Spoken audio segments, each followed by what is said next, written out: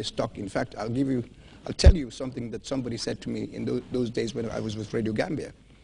The wages were so low. Somebody said, and if I can use quote in the vernacular, he said to me, "Joe Gabidon, yo daga jaka faida, yo nga neka fi nyata at diri ya fay per month." Man ko, yes, I love the job. You know, that was my dedication to broadcasting and the love for it. But then again, like I said, you move on, and I moved over to tourism as a trainee press officer, and then I got sent to the COI in London. That's the Central Office of Information, where I was trained in different aspects of not only the tourism aspect, but with the COI particularly, it was like newspaper layout, the mast, cropping and scaling, all that kind of thing. I did that course and came back, and then I was promoted to tourism press officer. And then when our office in London, I beg your pardon, in America was being opened, Mr. Sambafai was then the head of the tourism department in America. I traveled with the then permanent secretary, Mr. Swara Jaha, and the then Minister for Tourism, Mr. H.O. Semegajani. Well, Mr. Semegajani, of course, is deceased, but we all traveled to the States for the opening of the office in America.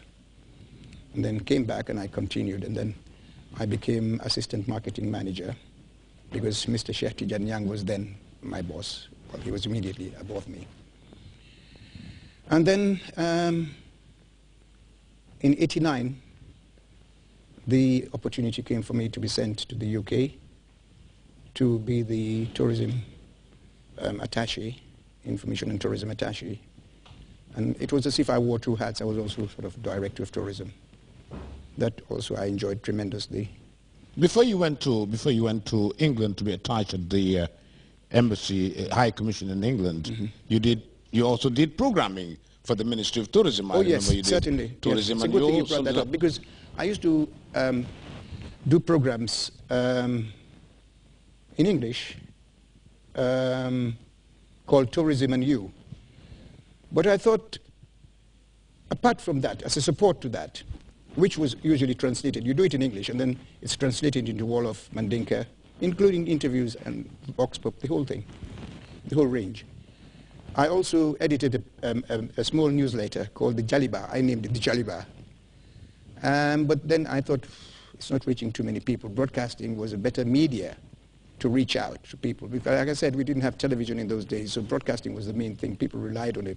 And like you said, when I read the news, it's embarrassing to say this. People used to say to me, whenever you come on the air, we put everything down and listen to you. Which is, I mean, I'm not glorifying myself. It's just one of those things.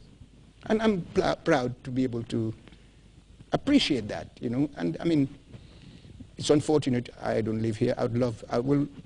My dad used to say, east or west, home is best. I come every year. I love my country. I don't carry a British passport. I'm still a Gambian. What were the best days in your broadcasting career? What would you reflect upon and say these were the best of times? I remember when General Yakubu Gowon came to the Gambia on a state visit. I was privileged to be the announcer at McCarthy Square. I think CD was at the airport. I can't remember the information, things were done. But apart from giving commentary, I was also the MC at the State Ball at State House. That was a fantastic experience because you had the Super Eagles on one side and then you had the Gambia Police Band on the other side. And I referred to the Super Eagles then as Gambia's musical ambassadors. And of course, our Old Faithful, the Gambia Police Band. Then in those days, I think it was under the baton of Mr. C. Mr. C was a police officer. Can't remember his exact rank or title, but he was a Mr. C. You're watching the interview. My guest is Joseph Gabidon. And Joe, let me come now to, in everything, there are difficult times as well. Oh, yes, there have been. It's not always rosy. No, life is not rosy. And of course, there were difficult times as well. What were some of the difficult periods in your career as a broadcaster in those days? I can remember two occasions. The money wasn't much, one? No, there must have been loads and loads of them. But I can just remember, I think, two occasions when the first occasion was I asked somebody, I will mention names, asked somebody to cover, because then the broadcasting officer was a man called Badulo. And he'd asked me to get one of the members of staff to cover a gamo. In those days, we used a UHA machine. So I got this person. I gave the person enough notice. I got the person to sign for the UHA, got her tapes, went out, supposed to have gone out to cover this gamo. The program was supposed to come the following day in the evening. In the morning, went to work, asked this person, where are the tapes? Defumoko. I said, what? Oh, I didn't do it. I said, what do you mean you didn't do it? Well, didn't you cover the gamo? No, I didn't go. I said, why? Oh, some excuse. I said, what do I tell my boss? This program's got to come on the air tonight. Anyway, I got a bit of free talk. I had to report, obviously, to my boss, because we had to find an old tape or something, or even where we covered other gamos in other areas, they had to be edited. And this was the main one, because I think this was being held in Banjul somewhere, Dobson Street or something. Okay. Sheikh Omar Fai's compound. Very well. Anyway, I got a bit of bother and a spot of trouble with that. The only other occasion, which was a very sad one, was when I had to read out the obituary for the late Idi Njai. And the third one, that was the one obituary, the second obituary, which I had to improvise. And that was when we were in the old place at Marina Parade.